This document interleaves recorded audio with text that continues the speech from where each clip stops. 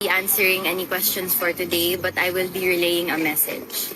So, the day he was flown to The Hague, I sent my papa on his Viber what I posted on social media that day. It said, I will forever walk with pride, knowing that I am your daughter, your blood. The strength you raised me with will go untamed. I will stand by the promise I made you today. I love you. And dare I say, it did go untamed. No? There is nothing and no one on this earth I will not face for my family, for my papa.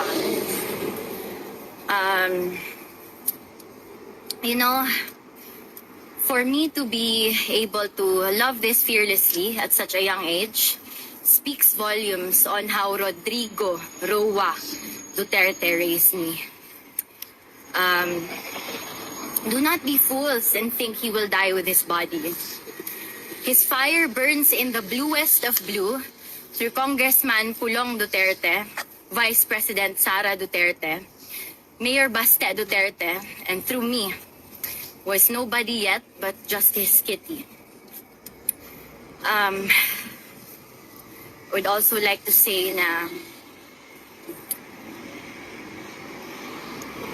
he's strong as ever, strong still, while his body might become frail, spirit as breakable as always.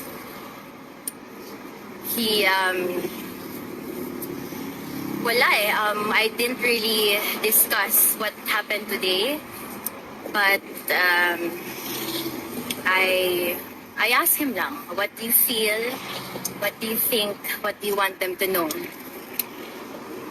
Invictus, out of the night that covers me, black as the pit from pole to pole, I thank whatever gods may be for my unconquerable soul.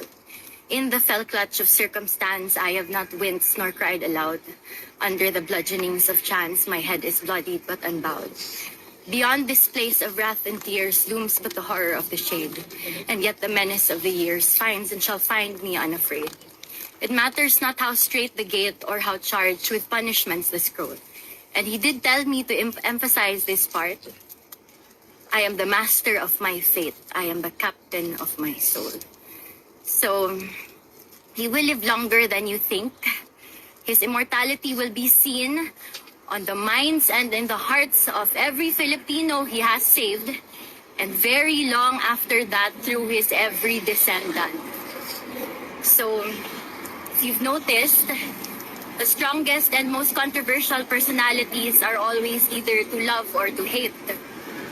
So remember this, no matter how much you hate PRRD, there will always be someone, no scratch that, there will always be millions who love him just as much or even more.